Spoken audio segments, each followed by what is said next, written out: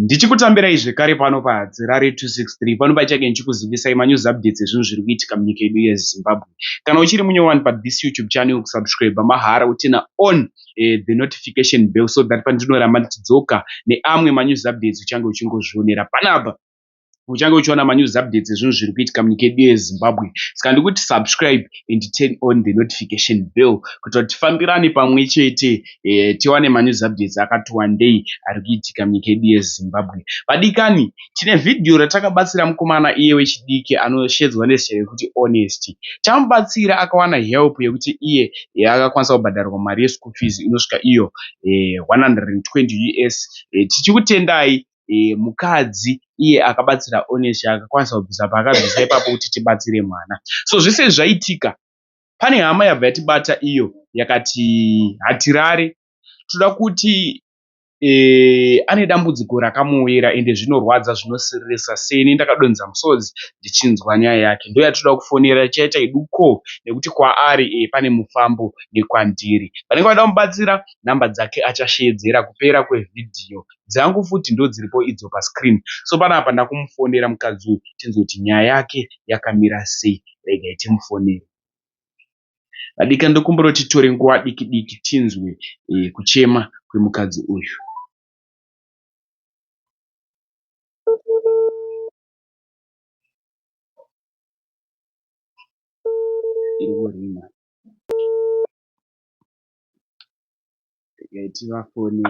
Hello. Hello. Mamukasi. Kuri sei kwamuri koko? Ndiri kwakanaka, meno kwamuri? Kuno kuri Boo, ndine Hatirare ka. Alright.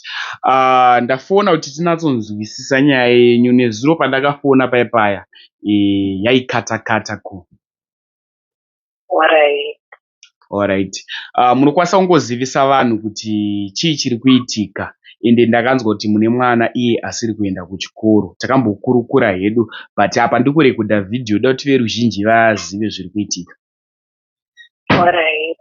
Ndine mwana asiri kuenda kuchikoro. Akamboenda but akaregera last year. Akagumisira grade ani? Grade 2. Grade 2. Akura sei mwana uyu? Mwana ane 12 years. Anofanira ari grade ani izvozvi? Pamaererano nemakore ake ngadai ari grade 6 kana 7. Asi nenhau yekuti anorarama neurema, takambononoka kumuendesa kuchikoro. Alright. Kutaura kwatiri kuita pacall iyi ari kupi? Izvezvi ari kumusha kwaMurewa. Imi muri kupi?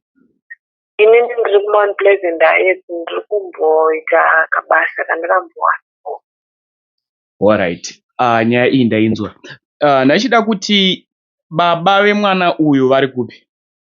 Baba vemwana vari kwaMurewa asi takasiyana 2016. Munokwanisa here kutaura chikonzero chakaita kuti baba ava murambane ende why vasiri kuchengeta mwana wavo, vasiri kukwanisa kubhadharira mwana wavo chikoro?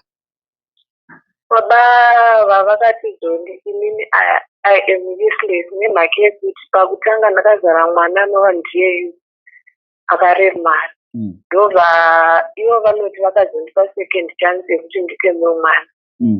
Ndibva ndaita stillbirth. Saka vanoti you are useless because wakaita mwana akaremara first. Ndakupa second chance yekuti ucorrecte your mistake. Then uchibva watoita worse kuzara chitunha chandisingagoni kutamba nacho kana kutamba nacho. Saka hatichakwanisi kugarisana. Hey, pakaipa. Ko ivo vari kubvuma here kuti mwana ndewavo asi havasida kuchengeta nokuti mwana akaremara? Ivo patakarambana vakatora mumwe mukadzi iye pakaita mwana vakafonera mai vangu vachiudza kuti bvunzai mwana wenyu kuti chirema akachiwanepi nandisarezoreka. Alright, makambozama here kuita zvema-DNA test kana ivo vari kuti havana shuwa yekuti mwana ndewavo? Hatina kumboita, kubva pandakazomba kwavo handina kuzomboda kuvatsvagana kuita zvekuda kutaura navo. Asi mwana imimi ndewavo ndokuziva kwenyu? Mwana ndewavo, kana ivo vanozviziva kuti mwana ndewavo because pane hama dzavo dzandombosangana nadzo dzinototi Ndakatonzwa baba kudza achiti zveni ndichazoenda kwaari dzimbonoona mwana wangu, kureva kuti vanozviziva kuti mwana ndewavo, asi havasida kungochengeta mwana. Hei, zvakaoma. Kweidzo hama dzemurume idzi dzinotokuzivai? Hama dzemurume dzinondiziva. Pane zvinototi kaumba kwavo vanogona kundiudza, handiende havo, but vanotondiudza hama dzacho dzinondiudza. But kungotiwo tinongotaudzana nyaya nekuwirirana. But havana chavanondibatsira nacho. Ende mwana kutaura kuno kwakagara? Mwana akagara. Alright, nhamba dzandafona idzi handi ndidzo nhamba dzenyu ndizokwanisa kuisa pavhidhiyo, right? Ndidzo. Dzinobudisa zita rekuti chii? Dzinobudisa zita rekuti Edelina Zvinei Pangwa. Alright. Ndachida kubvunza kuti imimi tomboti mawanawo munhu arida kukupai basa. Munotambira here basa chero rinenge rangobudawo rinokubhadharai mari yekuti mwana akwanise kudzokera kuchikoro? Ndinotambira kana richinge rawanika. Alright. Munokwanisa kutaura mashoko ekupedzisira here kumhuri yeZimbabwewo maererano nehelp yamuri kutsvaga yekuti mwana akwanisewo kudzokera kuchikoro ende muwanewo basa rinani rekuchengeta mhuri?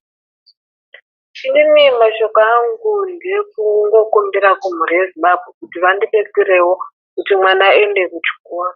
Nepamusana pekuti mwana uyu paaienda kuchikoro airatidza kuti ari intelligent. Yes, akaremara asi ari intelligent. And munhu uya akutoita kuti ndishungurudzike. Nepamusana pekuti iye izvozvi ari ega kumba netuvana tudiki tune magore something. Vamwe vese vari kuchikoro. Handisi kukwanisa kumendesa kuchikoro, saka ndakutokumbira kuti dai agonawo kuenda kuchikoro ndabetsereka kuti aende kuchikoro. Alright, ndinotenda. Muve nezuva rakanaka. Ndinotenda nemiwo muve nezuva rakanaka. Alright. Mhuri yeZimbabwe ndofunga manzwa situation ine mukadzi uyu. Inini muonero wangu, view yangu inini sahadzirari. Murume uyu anofanira kusungwa nekuti iwewe nekufunga kwako haungarambire munhu kuti mwana uyu aremara. Veduwe, mwana chipo chinobva kuna Mwari. Zvanga zvisiri zvinhu zvanga zvakaplaniwa ende chinhu chese chinoitika nereason. Pakazvarwa mwana uyu panotori nereason yekutoti Mwari vakatokupai mwana iye akadaro, iwe worasa kuti handichengete chirema. Kufa kwemwana umwe anga akazvarwa uya zvakunzi iwewe ndiwe uri kukonzeresa, saka inini handichakwanisi kugara newe nekuti hanzi wazvara mwana wekuti handikwanise kutamba naye. Vadika ndokumbotaura zvanofika comment section, zvinorwadza, zvinosiririsa zviri kuitika zvinhu izvizvi. Nhamba dzavo ndo dzakanzi hazvinei dziri pascreen, dzangu hatirari, dzangonzi hatirari. Saka kana iwewe wada kubatsira vanhu ava uchida kuti ndisvikewo paground tichinatsoonana tichigadzira vhidhiyo, nhamba dzangu dziripo pascreen apo, ndibatei paWhatsApp, ndopandinongowanika chete. Hazvinei, nhamba dzake dzinopinda macalls paWhatsApp. Ndakambokurukura navo, takakurukura, takataura, vakataura dambudziko rakavawira iriri. Zvinorwadza, zvinosiririsa, ndozviri kusangana nevamwe vanhu mukurarama umu. Paunapowo ipapo ndachibatsira nei, hazvinei, awane kuti mwana wake adzokere kuchikoro. Much love.